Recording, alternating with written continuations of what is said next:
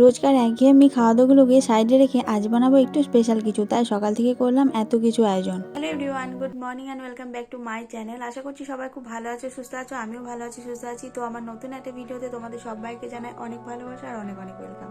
তো এখন বাজে সকাল 10টা আর উঠেছি অনেকক্ষণ। উঠে এই যে সব থেকে প্রথমে আমার কাজ হচ্ছে বিছানাটাকে গুটিয়ে নেওয়া। তো বিছানাটাকে গুটিয়ে এখন রেখে দিয়েছি। আর ঘরগুলো এখনো ঝাড় দেওয়া হয়নি, বাসি কাজগুলো একটু পরে করবো ভাবছি। আর এত ঠান্ডা, বেশ ঠান্ডা পড়েছে। 2 দিন হলো পৌষ সংক্রান্তির দিন, তো আজকে হচ্ছে মকর সংক্রান্তির পরের দিন।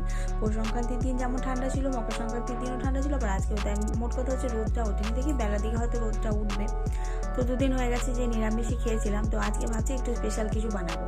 তো তাই জন্য মাটন বানাবো ভাবছি, অনেকদিনই মাটন আনা হয়নি। আর যেহেতু মাটনটা বানাবো, তো সেই কারণে ভাবলাম যে আজকে একটু ভাত না করে এই বেলাতে মোটামুটি একটু ফ্রাইড রাইস বানাবো। কারণ ফ্রাইড রাইসটা আমি 2 দিন থেকে ভেবেছিলাম, মাকে বলেছিলাম যে মা তাহলে একদিন ফ্রাইড রাইস বানাও, অনেকদিনই বানানো হয়নি। আর ফ্রাইড রাইসটা কী বলো তো, আমি কোনোদিনও বানাইনি, আমি পারি না বানাতে, ওটা মাই বানায়।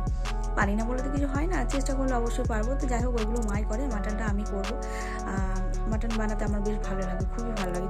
মানে রান্নাটা যদি সুন্দর হয় না, তাহলে সেই জিনিসটা বানাতে বেশ একটা আলাদাই এনার্জি আছে।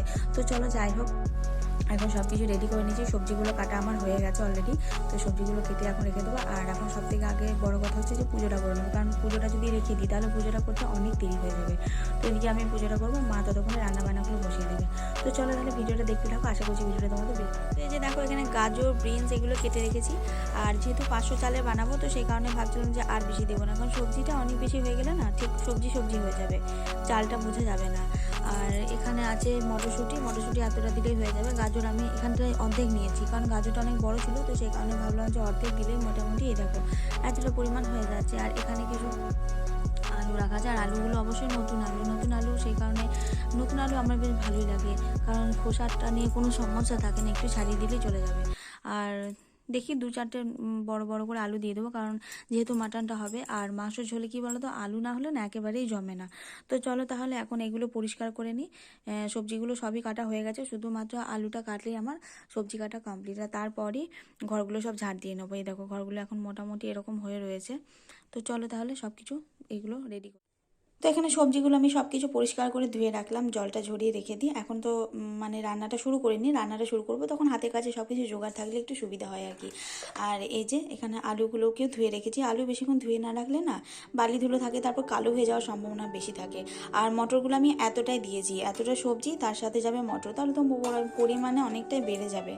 আর এখানে সম্ভবত মা এই যে ফুলকপি আর ক্যাপসিকাম দিয়ে একটা সবজি করেছে, বেশ টান টান করে। তো চলো এখন মোটামুটি এই আছে, আর এখানে কিছু নেই সম্ভবত। তো চলো তাহলে রান্নাবান্নাগুলো এখন শুরু করে দিই।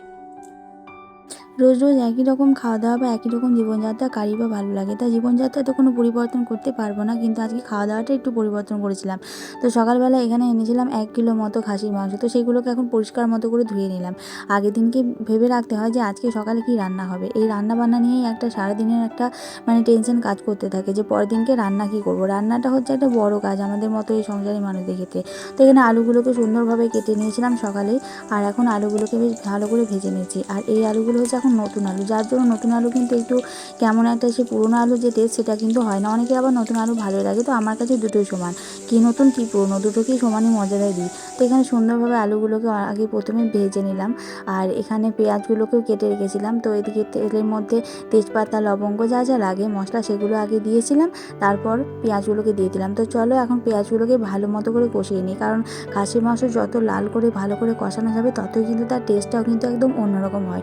তো আজকে খুব ছোট্ট করে খুব সাধারণভাবেই একদম ভিডিওটা খুব তাড়াতাড়ি রেডি করেছিলাম। আর এই হচ্ছে আমাদের মাটনটা রেডি। দেখো কালারটাও যেমন সুন্দর হয়েছে, খেতেও কিন্তু দারুণ হয়েছিল।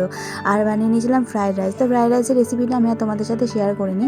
আজকে দেখো অনেক রকম কিছু খাওয়া দাওয়া নিয়েছিলাম, আর এইরকম বড় একটা মাছের পেটি ভাজা, তার সাথে নিয়েছিলাম স্যালাডটা আজকে কাটতে আমি কিন্তু ভুলে গিয়েছিলাম, তো যার জন্য স্যালাড নিয়ে 3-4 রকমের ভাজা, আর ছিল সুন্দর এক ভিডিওটি বাটির তোমাদের মতো সাথে পায়েস। শেয়ার করলাম, কেমন লাগলো অবশ্যই জানিও। তোমাদের সাথে আবারও দেখা হবে খুব তাড়াতাড়ি নতুন একটা ভিডিওর সাথে। সবাই ভালো থেকো, সুস্থ থেকো, টাটা।